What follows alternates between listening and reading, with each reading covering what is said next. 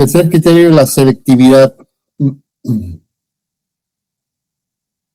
de que solamente se desconecte en la selectividad el área que está en falla y no se desconecten otras áreas que no tienen nada que ver con la falla.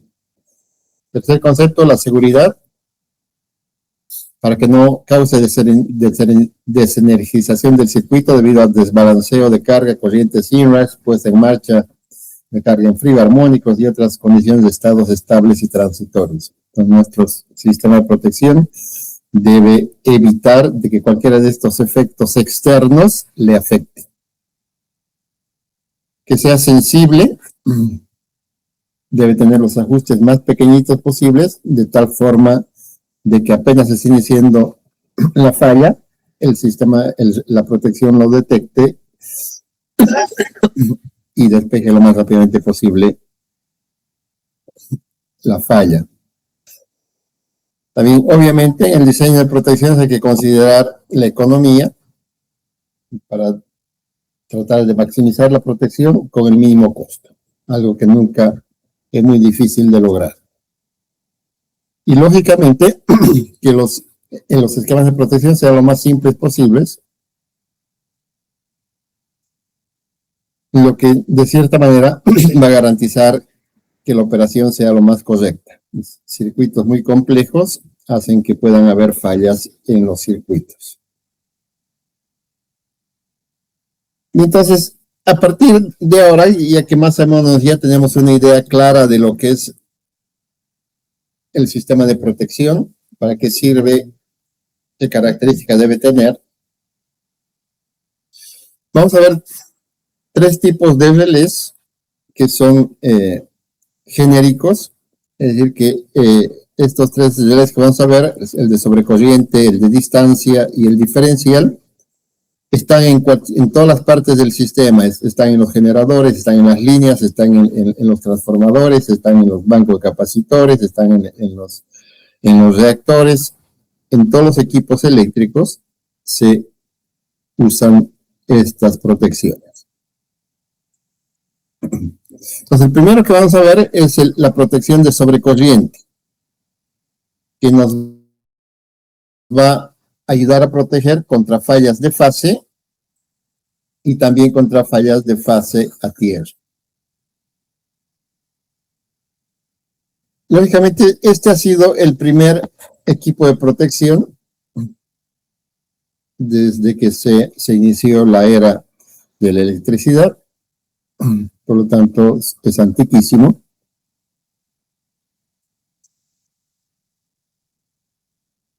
Y es un equipo muy sencillo. ¿Qué es lo que tiene esta protección?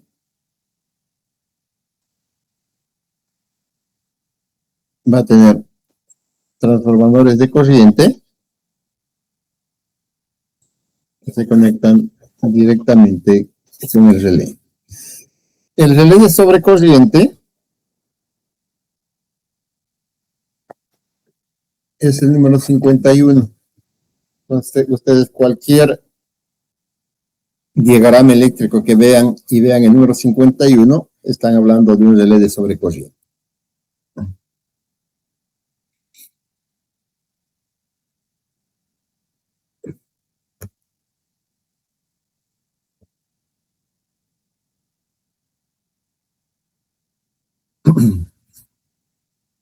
Ahora, ¿qué características tiene para ajustarse? Tiene dos características de ajuste. Uno que es el valor del TAP,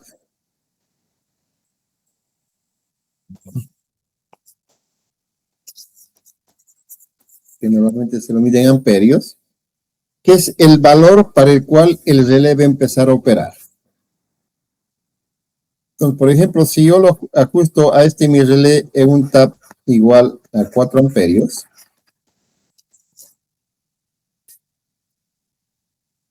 y por mi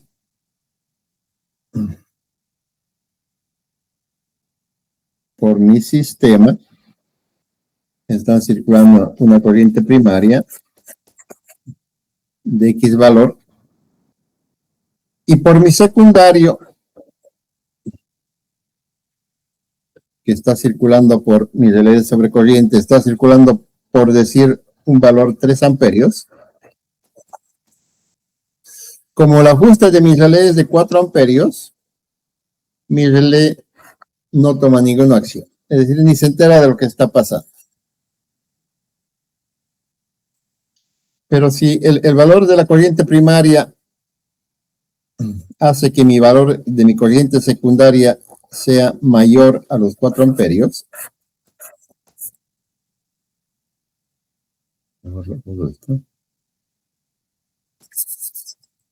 que sea mayor a los 4 amperios, entonces mi relé va a empezar a operar. Entonces el TAP define el valor de pickup, el valor de la corriente de arranque del relé. Eso se entiende el valor de pickup, el valor de la corriente de arranque del relé. Entonces, si yo lo ajusto en 4, a partir de 4 amperios el relé va a empezar a operar. Lo ajusto en 6, a partir de 6. Si lo ajusto en 10, a partir de 10. El otro elemento que hay que ajustar es el elemento del tiempo.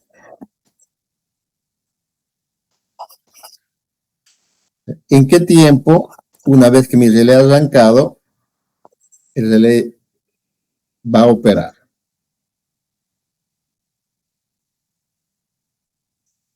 Y en ese sentido, aquí abrimos un nuevo concepto que en general hay 3 tipos de relés de sobrecorriente. Uno que es instantáneo, es el número 50. Si ustedes ven el número 50, es el relé de sobrecorriente instantáneo, es decir, que no tiene ningún, llega a su valor de operación, a su valor de TAP, y va a operar inmediatamente. Y el 51, que va a ser un relé que va a tener una temporización que nosotros le vamos a dar. ¿Cómo le vamos a dar esa temporización? En función de la coordinación de nuestro esquema de protección. Y después vamos a ver un tercer relé, que es muy similar, que es igual, es el número 51, que se llaman relés de tiempo inverso. Entonces, el ajuste es muy sencillo. Ajustamos el valor de arranque del relé y definimos en qué tiempo va a operar ese relé. Y no es más.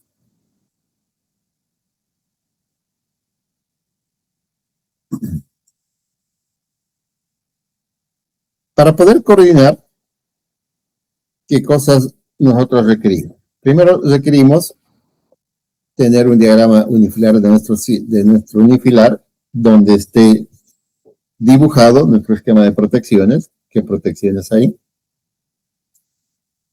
Tenemos que conocer todos los datos primarios de nuestra red, impedancias en ohms, o por ciento, o en datos por unidad, de todos los transformadores de potencia, generadores y las líneas de transmisión.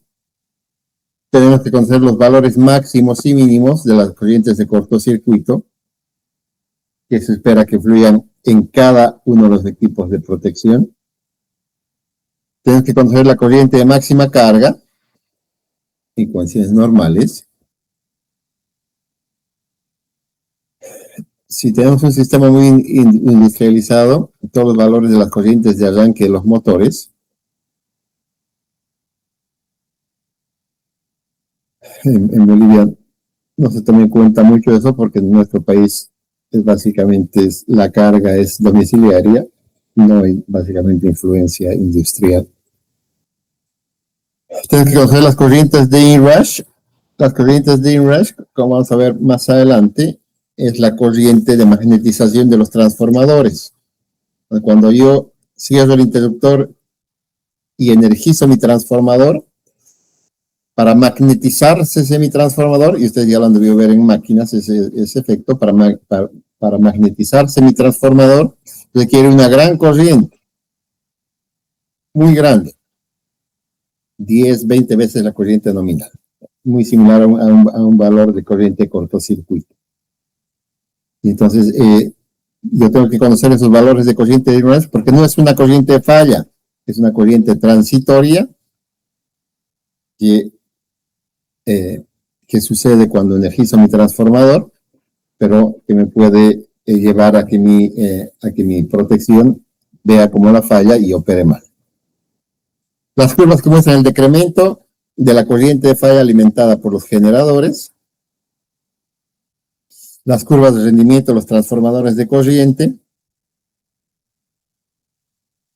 ¿Y cómo calculo los ajustes de mi relé? La primera condición es que deben operar en los tiempos mínimos de operación para los niveles máximos de corriente de falla. Entonces, la primera condición. Mientras más grande es la corriente de falla, la protección debería operar en el menor tiempo posible.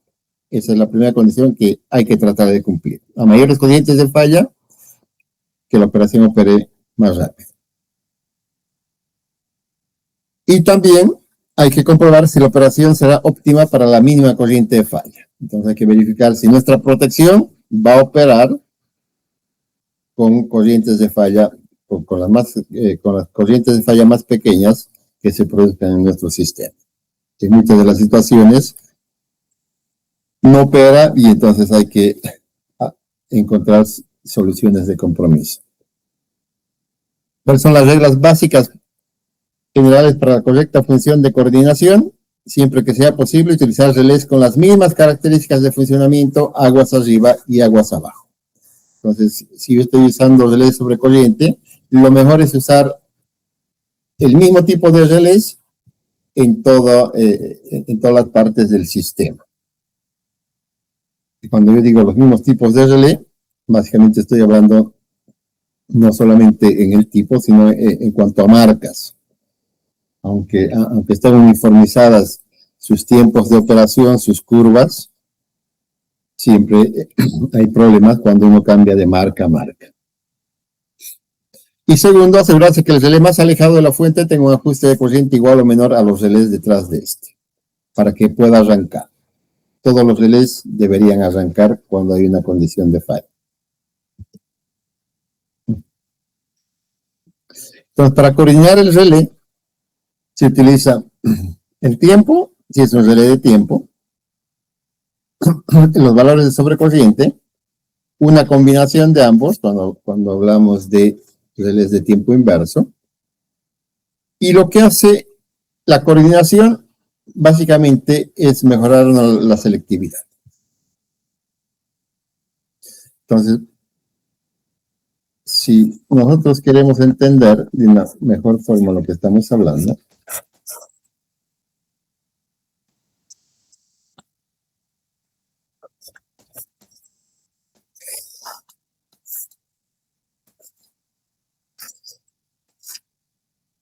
si tengo este sistema radial,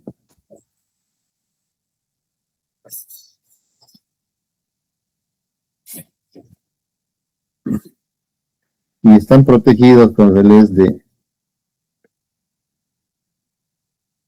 sobrecorriente, entonces ya sabemos que el relé de sobrecorriente lo único que va a tener es un CT y el relé de sobrecorriente. Ahora, lógicamente, va a haber un relé sobrecorriente en la fase A, va a haber un relé sobrecorriente en la fase B, va a haber un sobrecorriente en la fase C.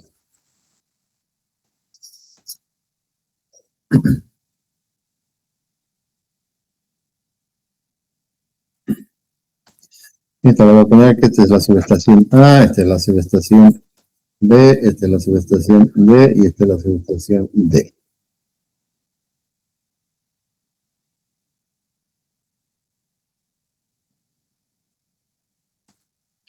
Pero si yo tengo una falla aquí en la línea CD,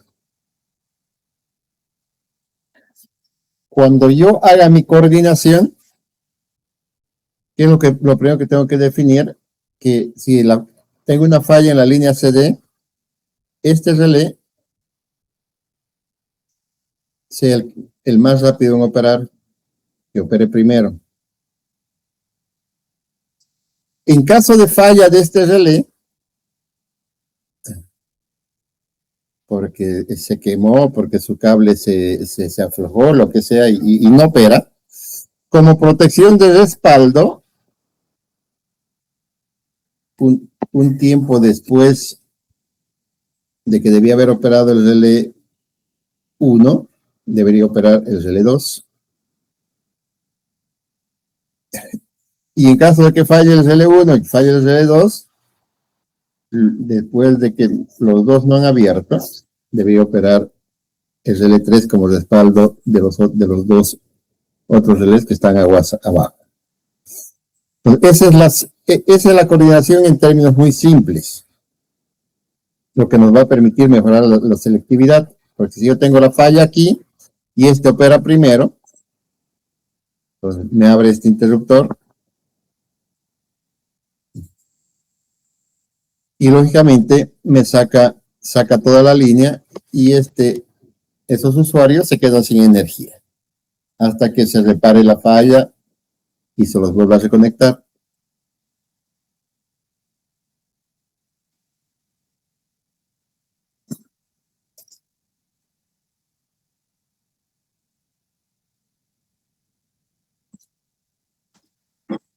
Si hay descoordinación o pérdida de selectividad, y para esta falla, en lugar de que opere primero el 1, opera primero este relé, se adelanta al anterior, significa que ese relé me va a dar la orden de apertura a este interruptor. Entonces, al abrir este interruptor, me va a sacar, me va a abrir la línea BC, me va a dejar sin energía a este cliente, a esos usuarios que no tenían nada que ver con la falla, y a estos también. Entonces, la pérdida de selectividad en la protección ocasiona que hayan una mayor cantidad de usuarios desconectados y, lógicamente, una mala calidad de servicio porque estamos sacando líneas por la operación poco selectiva de nuestro esquema de protección. Entonces, para evitar eso, es que nosotros usamos vamos a hacer nuestro cálculo de coordinación. Entonces, estos tipos de relés sí o sí necesitan coordinarse.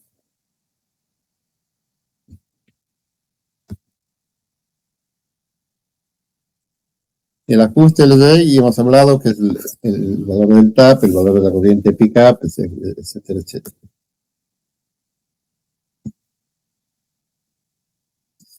Ahora, un aspecto importantísimo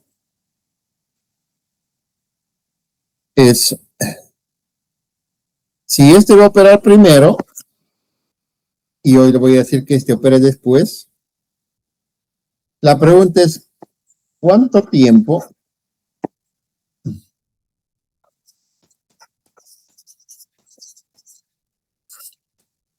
debe existir entre el tiempo de operación del relé 1 y el tiempo de operación del relé 2? ¿Qué tiempo le doy? Le doy 1 segundo, 2 segundos, 3 segundos, medio segundo, para que el 2 espere a que opere primero el 1. Ese tiempo que está acá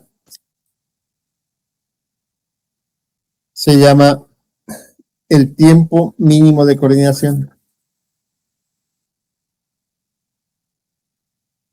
El tiempo mínimo de coordinación es el tiempo mínimo que debe existir entre un relé aguas abajo con el relé que está aguas arriba. Entonces, es el intervalo de tiempo permitido entre la operación de dos relés adyacentes con el fin de conseguir la correcta selectividad entre ellos. ¿De qué depende ese tiempo mínimo de coordinación? Depende de varios factores. Primero, el tiempo de interrupción de la corriente de falla del interruptor. Es el tiempo de operación del interruptor. Segundo, los errores propios del relé. Tercero, la sobrecarga del relé. que lo vamos a ver luego. Cuarto, los errores en los CTs.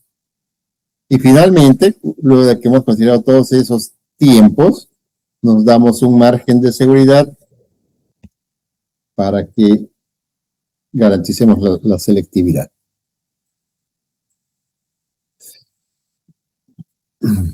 Valores referenciales indican que el tiempo al mínimo de coordinación en reles electromecánicos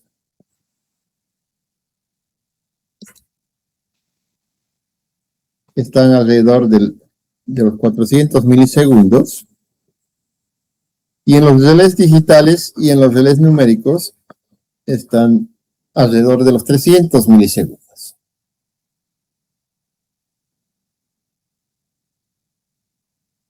En general, en el país, siempre el tiempo mínimo de coordinación se lo ha tomado de 0,3 segundos para relés de sobrecorrientes. Esto en la era de los relés electromecánicos. Y cuando hemos pasado a los relés digitales y numéricos, este tiempo se lo ha mantenido. O sea, en el país y en una buena parte de los países, el tiempo mínimo de coordinación que se lo ha asociado es de 300 milisegundos. Ahora, ¿de dónde viene el tiempo de coordinación? Pero antes de ver de dónde viene el tiempo de coordinación, yo quiero mostrarles este diagrama. Es muy interesante para verlo y para que ustedes puedan entender cuál es los principios de funcionamiento de la protección.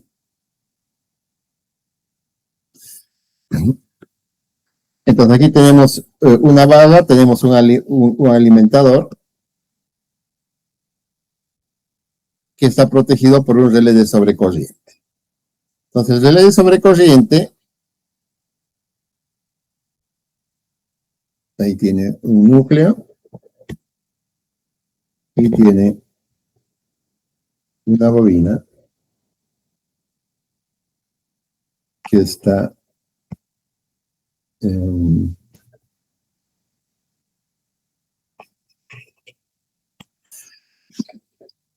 una bobina que está enrollada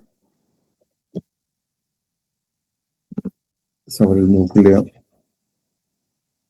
del relé de sobrecorriente. Tenemos el CT. Por aquí está circulando la corriente primaria del circuito en condiciones normales. El CT tiene una relación de transformación, va a circular una corriente secundaria que va a circular por la bobina del relé. Asociada a esta bobina de armadura del relé está el contacto normalmente abierto del relé. Y ahora aquí viene la pregunta. ¿Ustedes saben lo que son los contactos normalmente abiertos y los contactos normalmente cerrados?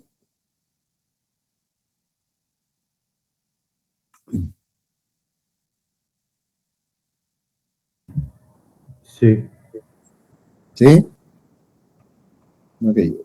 Es clave que manejen ese concepto y lo tengan clarísimo, porque es la Biblia de los eléctricos, ¿no? Trabajar con posición de contactos. Entonces, un contacto normalmente abierto, para simplificar, está abierto en condiciones de cuando el circuito está desenergizado.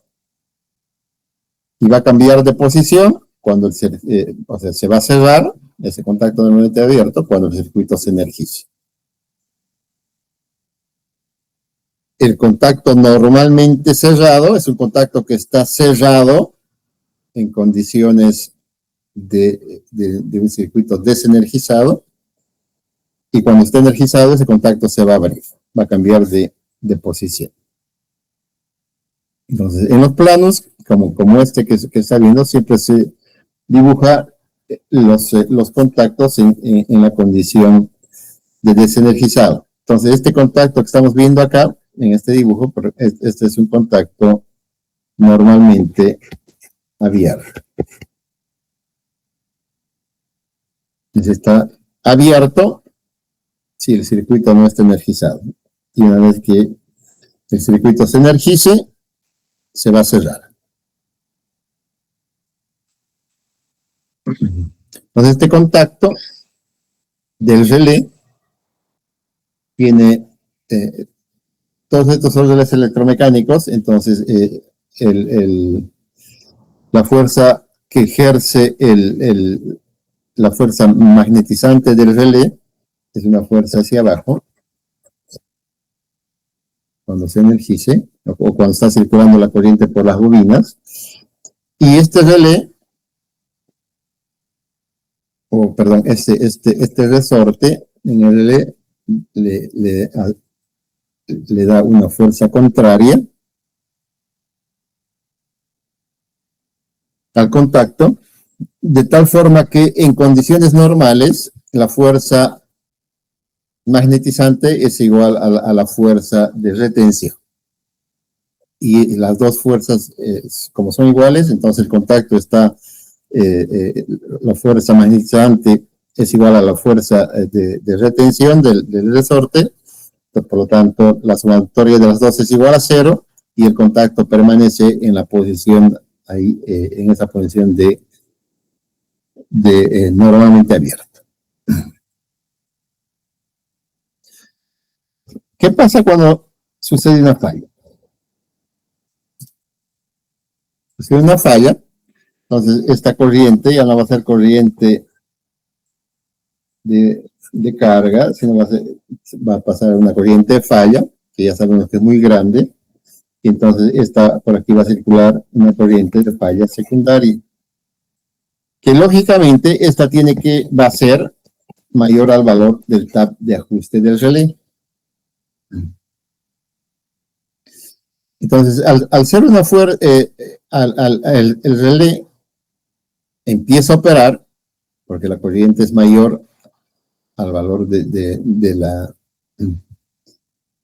al valor del tap, y entonces aquí la fuerza magnetizante del relé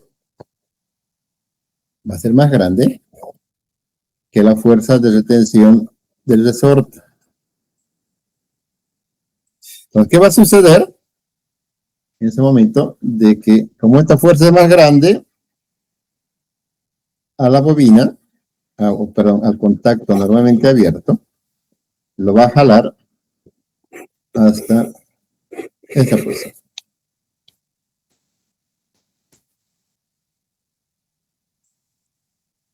De tal forma que el contacto pasó de estar abierto a cerrado. Entonces aquí el circuito de corriente continua se cierra y empieza a circular corriente.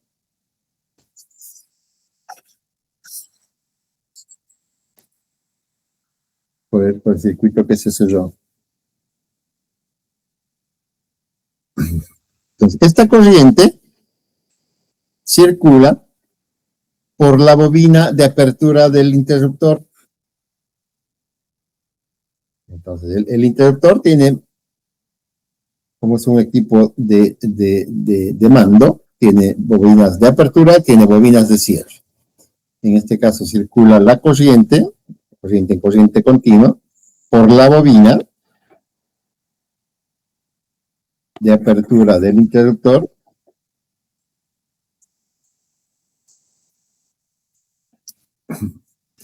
y este nos va a generar una fuerza hacia arriba.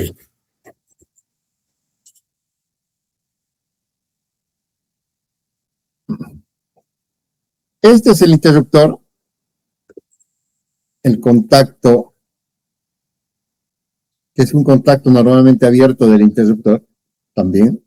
pero como está energizado el circuito, está energizada el alimentador, entonces este contacto está cerrado, por lo tanto está en condición de cerrado. Es un contacto normalmente abierto. Y está cerrado, habilitando el circuito del alimentador. Normalmente, la mayoría de los interruptores tienen su operación a través del resorte, que es uno de los interruptores más comunes, más usuales, de los más vendidos, por su simpleza de operación. Hay otros que funcionan con aire comprimido, que es más complicado porque tienes que tener siempre tu compresor funcionando, etcétera, etcétera. Este es un resorte mecánico que cuando se cerró el interruptor, este resorte se tensó. Está listo para operar. Está estirado el resorte. Entonces, este va a ejercer una fuerza hacia este lado. ¿Y por qué no se abre? Porque el interruptor tiene una traba mecánica. Entonces, está trabado mecánicamente con un fierro así, que no le permite que el resorte lo jale y se abre el interruptor. Condiciones normales. Entonces, una vez que se habilitó este circuito, esta bobina se energiza, genera una fuerza hacia arriba, y lo que hace es que esta traba se va a desplazar así. Como va a subir hacia arriba, este es el eje, entonces sube esta parte hacia arriba y se destraba el resorte. Al destrabarse el resorte, no el resorte, esta traba mecánica, se destraba, y entonces el resorte queda libre, y como el resorte está cargado, entonces lo que va a hacer jalar al contacto normalmente abierto, y nos va a abrir el circuito del alimentador, de tal forma de que despejamos la falla.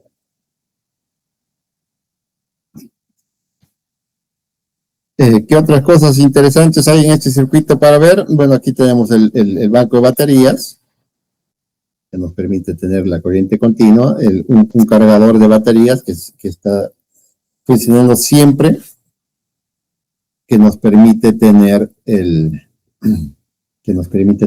siempre nuestro sistema de corriente continua cargado a su máximo voltaje, ¿no? ¿Qué más hay en el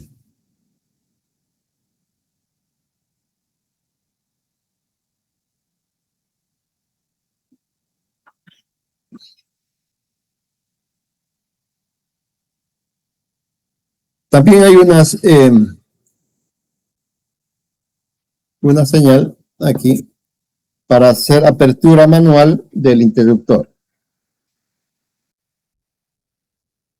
Esta apertura manual, que esta es una botonera, y yo lo puedo tener o en el interruptor o en mi sala de control, donde si la presiono la botonera y se este contacto, entonces lo que estoy haciendo es cerrar el circuito de continua. Entonces, al cerrar el circuito de continua, se energiza la bobina y me va a abrir el interruptor, como una apertura manual, ¿no? Esta es la apertura por protecciones, y esta va a ser una apertura manual. Si nos dan la instrucción, abrir el interruptor de esa línea, ok, vienes aquí, aprietas esta botonera y la abres. O vía remota, digamos, desde Cochabamba, a través de señales de transmisión, se manda la señal al relé, este cierra, o sea, desde Cochabamba se le ordena la apertura, cierra este transductor, pierdes contacto, entonces energiza el circuito y se abre manualmente el interruptor. ¿Alguna pregunta?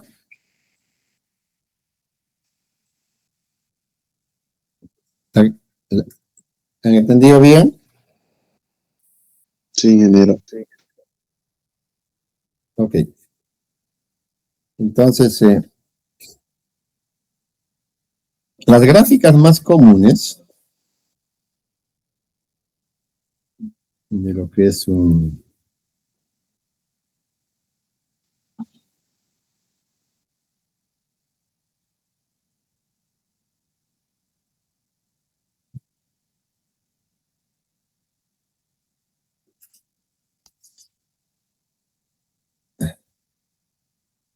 Si ustedes quieren ver el...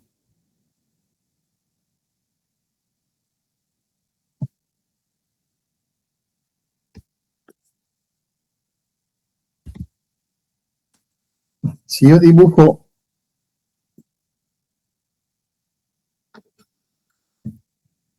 mi circuito trifilar,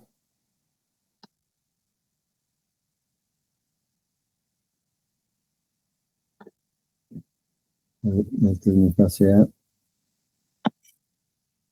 el alimentador, esta es la fase B, mi alimentador,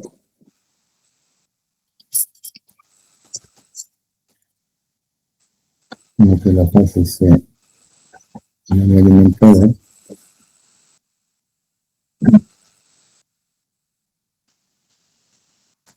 Mi protección, voy a tener CTs en la fase A, en la fase B, en la fase C. Solo aquí voy a tener mi DB51 de la fase C. Mejor lo voy a dibujar así.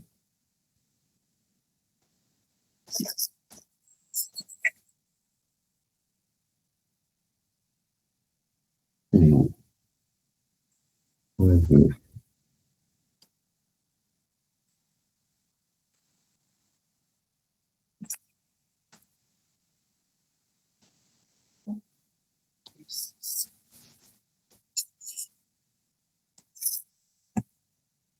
Entonces voy a tener mi DB51 de la fase A.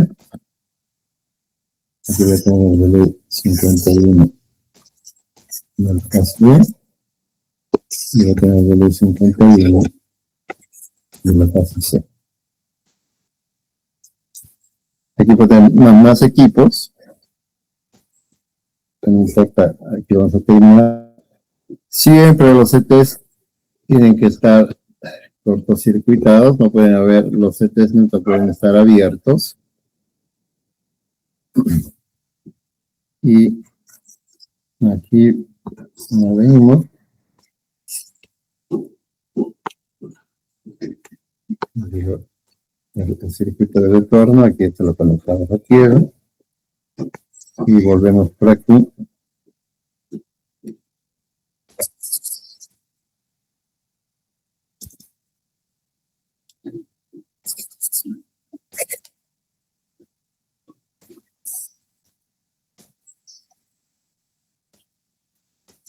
Aquí voy a tener un relé de neutro para protegerme contra fallos de tierra, que lo vamos a ver después. Y ese sería el esquema, digamos, de conexión de mi protección de sobrecorriente. Ahora, en cuanto a su circuito de control, lo que vimos en ese diagrama es esquemático. En norma americana, si la dibujo,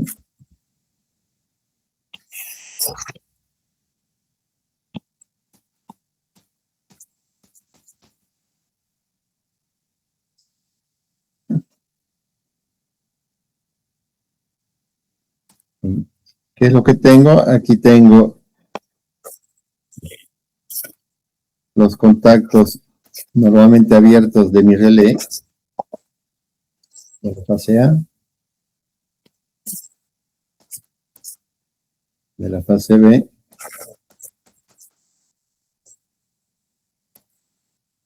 y de la fase C.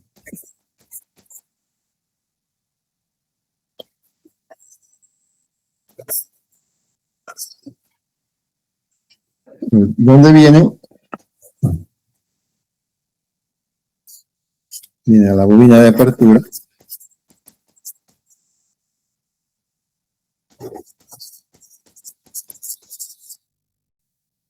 La bobina de apertura del interruptor. El número 52 es lo que define al interruptor. Cuando ustedes ven el número 52, está hablando del interruptor. Y luego viene aquí con contacto normalmente abierto del interruptor.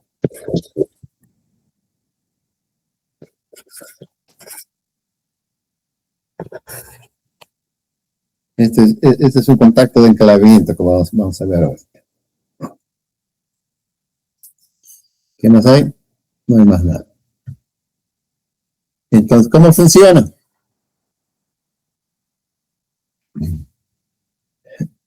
Si hay circulación de corriente por mis alimentadores, significa que los interruptores están cerrados, ¿verdad? Entonces significa que mi interruptor está cerrado. Es un interruptor de mando trifásico, por tanto, si yo lo cierro, cierra las tres fases.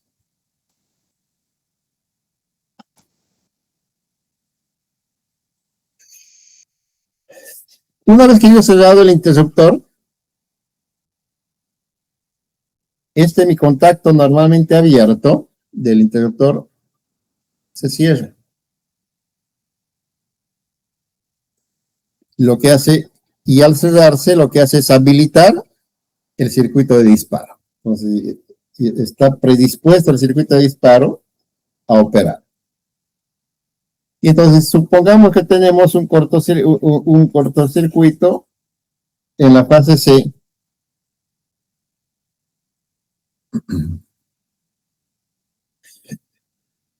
Entonces, ¿qué va a pasar? Los tres relés arrancan. El 51 de la fase A, de la fase B y de la fase C. No, perdón. Solamente arranca el de la fase C, porque es la única corriente de falla que va a existir. Las otras son corrientes normales, ¿verdad?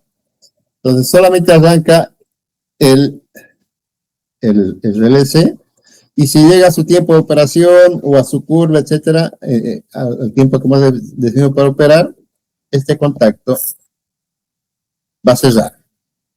En otras palabras, lo que ha pasado es que se ha energizado y como la fuerza magnetizante es más grande que la fuerza de retención, entonces el contacto cambia de posición de abierto a cerrado.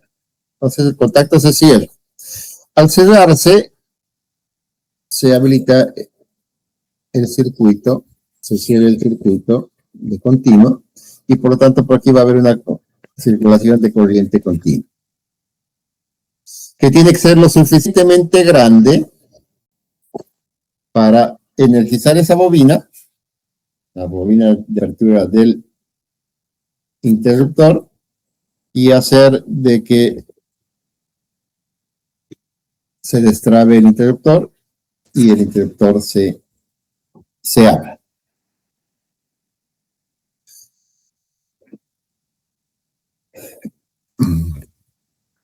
Entonces, una vez que se ha abierto el interruptor,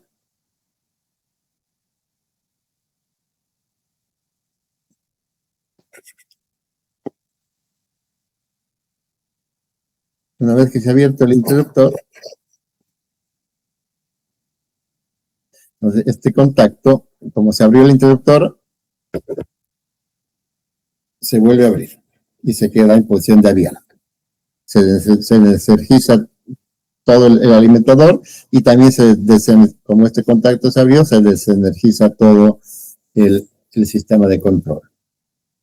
Ahora aquí podemos aprovechar para hacer un circuito de cierre. Entonces el circuito manual que vimos hace rato, entonces, por ejemplo, si esto es apertura, se llama apertura automática o apertura por protección. En realidad es una apertura automática. Y aquí va a ser una apertura manual, como está dibujada en el otro. ¿Qué es lo que necesito para hacer una apertura manual? Vengo aquí.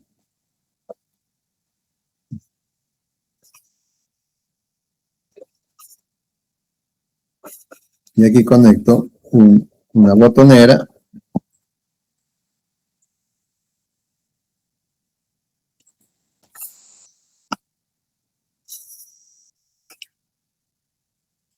Entonces, quiero abrir el interruptor, entonces vengo, presiono el push button, de tal forma que sigo el circuito y luego abrir mi interruptor. Ahora puedo hacer un circuito, ¿cómo sería mi circuito de cierre manual?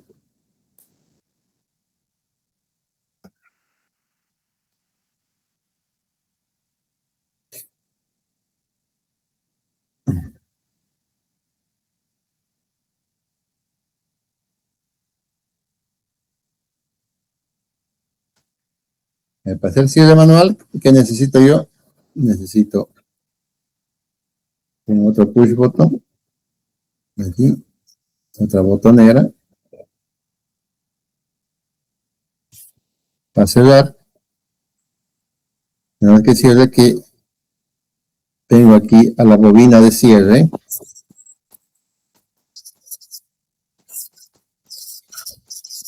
Del interruptor del 52. Y aquí tendré un contacto normalmente cerrado.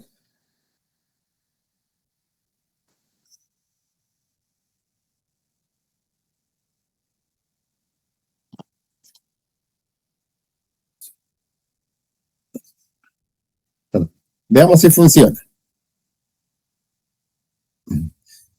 Si estaba cerrado mi circuito, si está cerrado mi interruptor, dijimos que este contacto normalmente abierto está cerrado y me habilita mi circuito de apertura. Y este contacto que es normalmente cerrado, cuando mi interruptor está cerrado, este contacto normalmente cerrado que está cerrado cuando mi interruptor está abierto, que es mi condición de desenergizado, como mi interruptor está cerrado, entonces este contacto va a estar abierto. Si se produce la falla y opera mi protección, una vez que se ha dado la orden de apertura al interruptor, este contacto se abre y como el interruptor se ha abierto, este contacto que estaba abierto se cierra. Entonces, al cerrarse, se deshabilitó mi circuito de apertura de protección y se habilita mi circuito de cierre manual. Entonces, este es un contacto para que si es que revisan el video, este es un contacto tipo A, normalmente abierto, y este es un contacto tipo B, normalmente cerrado. Entonces, como ya se habilitó mi circuito de cierre, entonces me dicen cierre el alimentador, energiza el alimentador, entonces viene el operador, presiona el botón, se energiza el circuito, empieza a circular corriente por aquí, se energiza la bobina de cierre y el interruptor cierra. Entonces, esos son los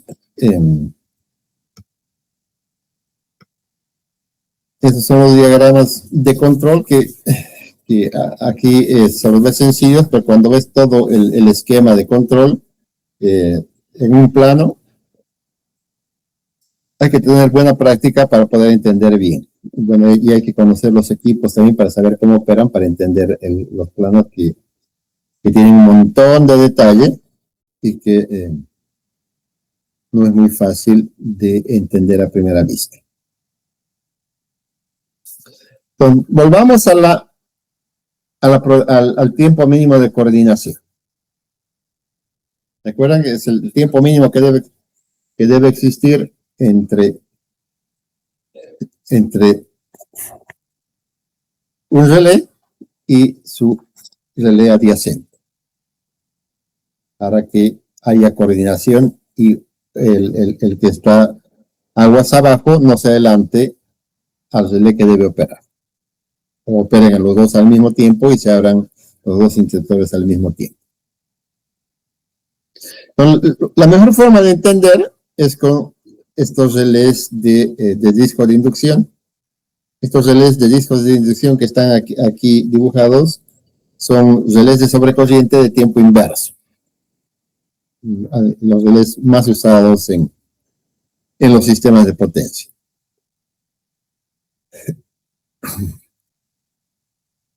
Entonces, veamos de qué estamos hablando cuando hablamos del tiempo medio de coordinación. Entonces, tenemos el relé B, que tiene su posición 1, su posición en condiciones de equilibrio, y tenemos el relé A, que está aguas abajo, que tiene su posición 1, su posición de equilibrio, es decir, está parado el relé en esa posición. Entonces, como vemos aquí en la falla, se produce una falla en la línea y los dos relés arrancan. Estos relés de disco de inducción son exactamente iguales, el mismo principio de operación que el medidor que tienen en su casa, solo que su medidor da vueltas en forma continua, da máximo casi una vuelta, porque da y se va a trancar cuando el contacto móvil llegue al contacto fijo y ahí se tranca, ahí se trabe. Entonces, este bracito con el dibujo negro es lo que se llama el contacto móvil, que estoy señalando ahí, y los contactos fijos están representados por esa parte del dibujo. Entonces, claramente vemos de que, como vimos aquí en la figura, en condiciones normales de operación, el contacto del relé está abierto, ¿no? Es un contacto normalmente abierto. Entonces, aquí vemos claramente que está abierto. Este es el contacto móvil, el contacto fijo está y por lo tanto está abierto. Está en esta posición y para que esté cerrado tiene que llegar a esa otra posición. Entonces sucede la falla y el relé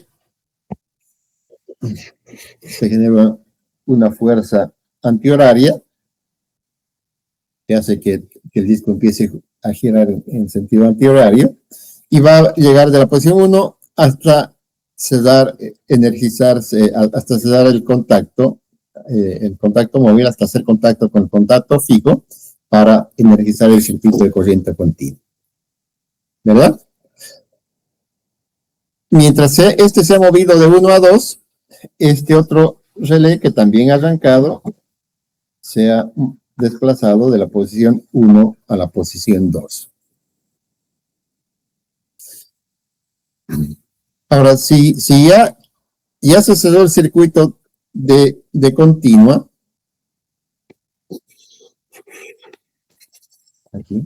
por aquí ya va a empezar a circular corriente. Entonces, ¿ya podemos considerar que el circuito está abierto? No. Porque primero tiene que operar el mecanismo de operación de apertura del interruptor. Entonces, ¿qué tiene que pasar? Tiene que circular corriente, energizarse esta bobina. Al energizarse, esta se mueve hacia arriba, mueve la traba del interruptor y eso le toma un tiempo. ¿Qué tiempo? El tiempo de operación de los interruptores, normalmente de los más rápidos funcionan en 2 ciclos y los más lentos en 6 ciclos. Para una idea en milisegundos, en 50 Hz un ciclo son 20 milisegundos Pues estamos hablando de que lo va a destrabar y va a abrirse el interruptor, el resorte lo va a jalar en 40 milisegundos, los más rápidos y los más lentos en 120 milisegundos. Mientras está sucediendo esa operación, la falla sigue presente, por lo tanto, sigue circulando esta corriente de falla, y este relé se ha movido de la posición 2 a la posición 3. Sigue girando. Ahora ya el interruptor está abierto.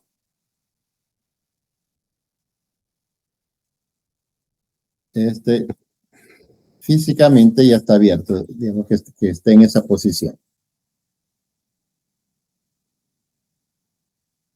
Si decimos que ya está abierto, significa que ya no existe esa corriente de falla. Y la respuesta es que ustedes saben que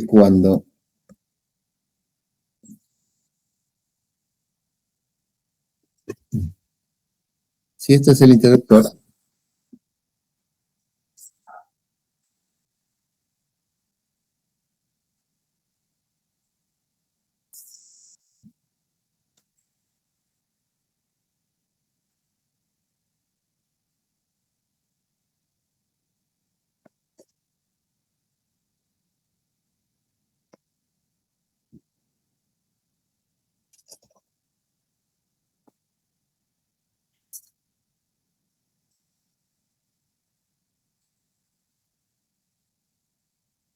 esos son los contactos fijos del interruptor.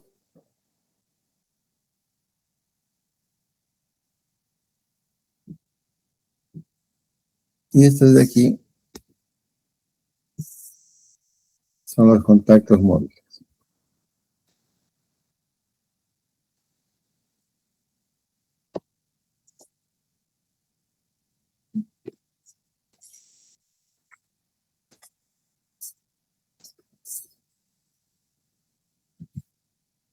Que ahí están cerrados.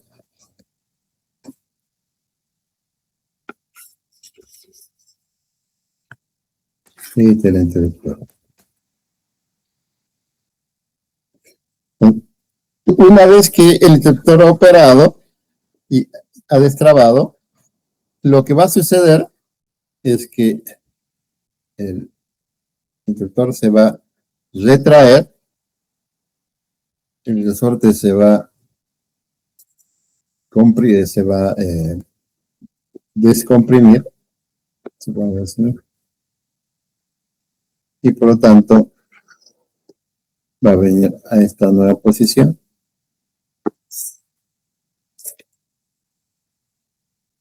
No se olviden que la fuerza de que hace el resorte lo va a jalar hacia ese lado,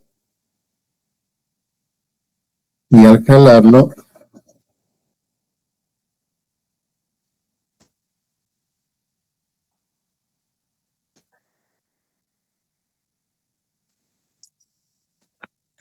va a quedar más o menos en esa posición.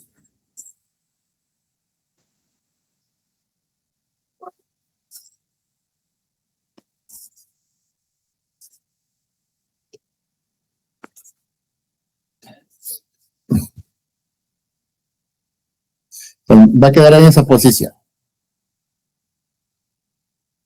Y ahora la pregunta es, físicamente están abiertos. El contacto móvil está alejado del contacto fijo, y entonces ya esta corriente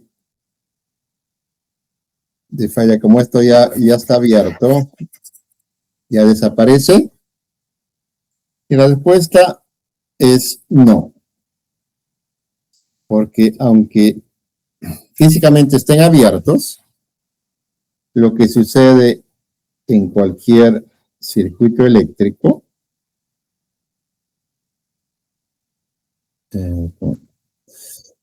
es que cuando el interruptor se está alejando el contacto móvil deja de tener contacto con el contacto fijo, aparece una diferencia de potencial y se genera un arco.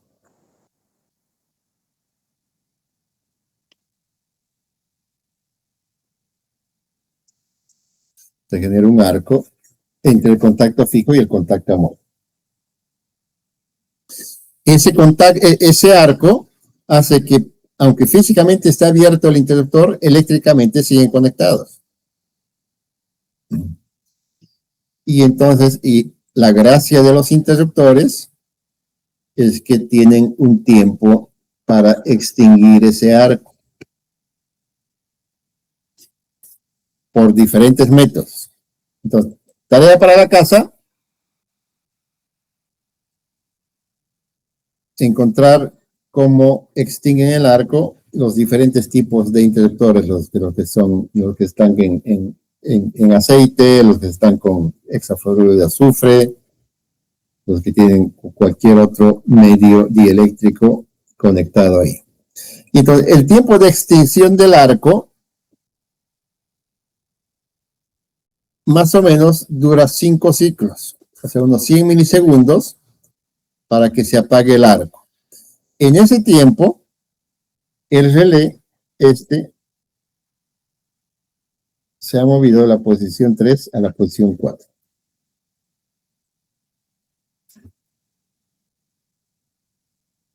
Y entonces, es en este instante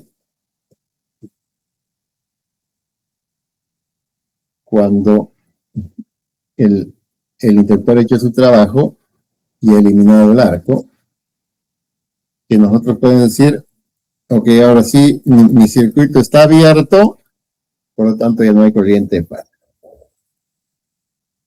Al no haber corriente de falla, mi relé, el relé A, debía quedarse ya en la posición 4. Pero resulta que como es un relé electromecánico con partes móviles que se está moviendo, por inercia, todavía se va a mover un poquito más desde la posición 4 a la posición 5. Esta inercia, uno dijera, bueno, en los relés digitales numéricos ya no existe porque no tiene partes móviles, ¿no? Pero sí hay una consideración en lugar de la inercia, de considerar estos tiempos en los relés digitales, que son debido a la presencia de los bancos de los capacitores, que se cargan y les toma un tiempito descargarse. Entonces, si sumamos los tiempos, estamos hablando, digamos, en el extremo aquí, 120 milisegundos más 100 milisegundos, 120 más 100, 220 milisegundos, más, aquí estamos hablando de 20 milisegundos, digamos, 240 milisegundos, más el tiempo que se da el ingeniero de protecciones de seguridad, ok, me doy hasta los 250 milisegundos, pero mejor me garantizo y voy a decir que mi tiempo mínimo de coordinación va a ser 300 milisegundos.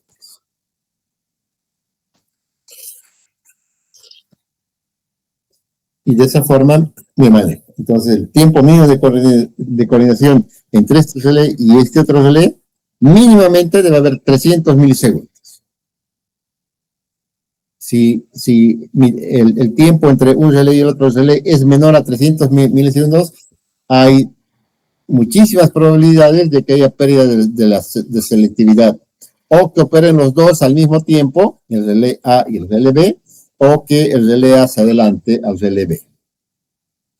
Por lo tanto, nosotros vamos a considerar siempre el tiempo de 300 milisegundos. Y en la siguiente clase ya vamos a hacer la coordinación de tiempo y hacer un ejemplo de coordinación para terminar la protección de redes sobre corriente. ¿Alguna pregunta?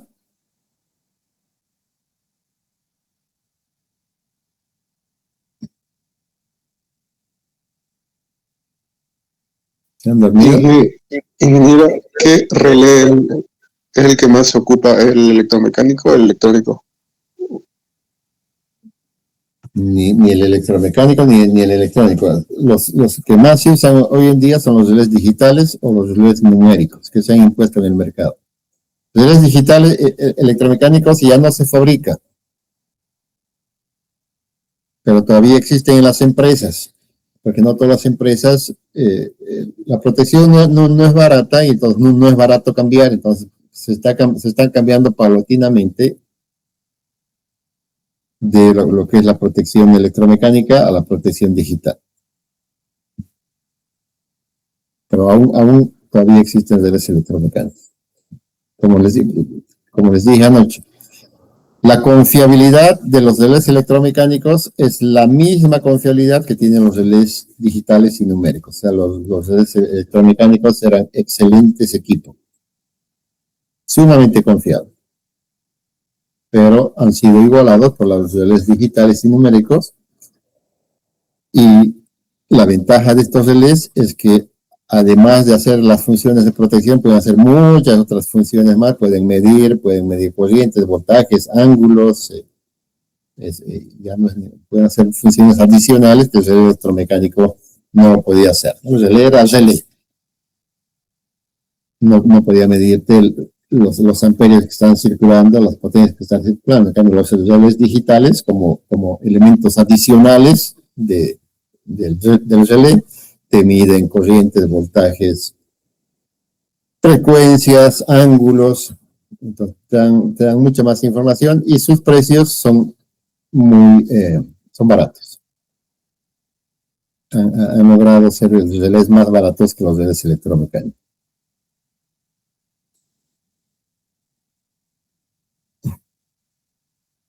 ¿Alguna otra pregunta? Bien, muchachos, no se olviden, lean el libro para aumentar sus conocimientos. Ahorita les paso la clase de anoche para que la bajen y la tengan cuando la quieran revisar. Ok, chao muchachos, nos vemos. Hasta luego, ingeniero. Hasta luego, ingeniero. Antes de que se vayan, no se vayan. Me tienen que dar una respuesta. Las clases las hacemos a distancia, las hacemos presencial. Está bien virtual, ingeniero. A distancia, ingeniero, por favor. A distancia, ingeniero. Está bien virtual, ingeniero.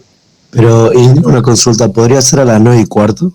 Por favor, pasa que salimos de una materia. Claro. Listo, ingeniero, gracias. Por si acaso, cuando se aplacen a fin de semestre, no van a decir, no, si el ingeniero no nos da clases a distancia, nosotros hemos dicho que queremos clases presenciales y no viene, por eso me ha aplazado. Así que no quiero escuchar ningún comentario de que no se olviden, la decisión de ustedes es pasar a distancia, no es mi decisión. Nos vemos. Chao, chao.